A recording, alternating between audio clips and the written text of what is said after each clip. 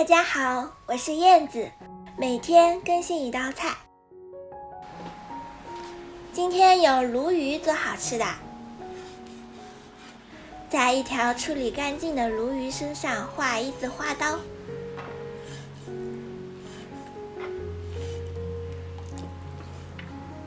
碗中放入小葱和姜片，加少量清水，用手抓捏出葱姜汁，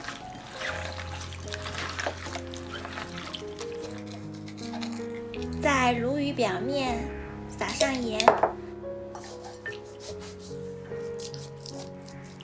倒入葱姜汁，内外涂抹均匀，腌制30分钟。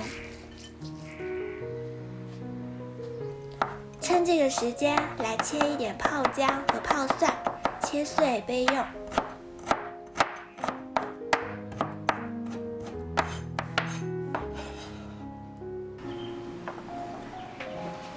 30分钟后，用厨房纸擦干鲈鱼表面的水分备用。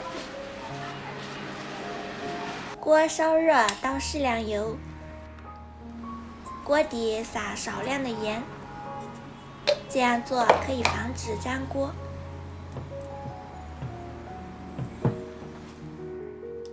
放入鲈鱼，先不要翻动，让油温再次烧热后，转动锅子，小火慢慢的煎，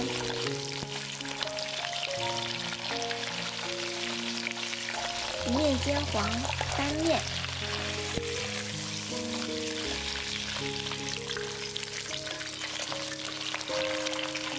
再把另一面煎黄后捞出。锅里留底油，放入泡姜和泡蒜，再加2勺剁辣椒，1勺豆瓣酱，翻炒出香味。再把煎好的鲈鱼放进来，淋上1勺白酒，盖上盖子焖15秒去腥。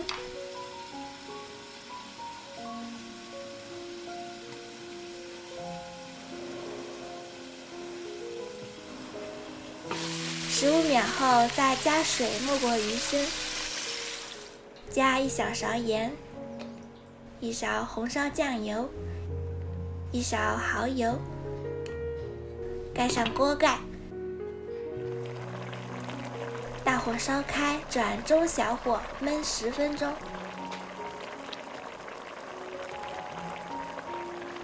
10分钟后再转大火收汁，并倒入糯米丸子。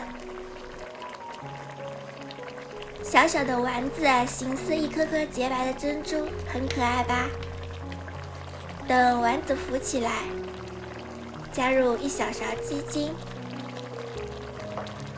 ，1勺醋，继续将汤汁收至粘稠，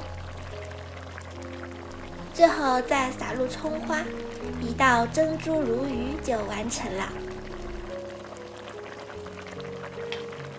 鲈鱼这样做，汤浓味美，肉质紧致细腻，咸口的糯米丸子又是另外一种风味。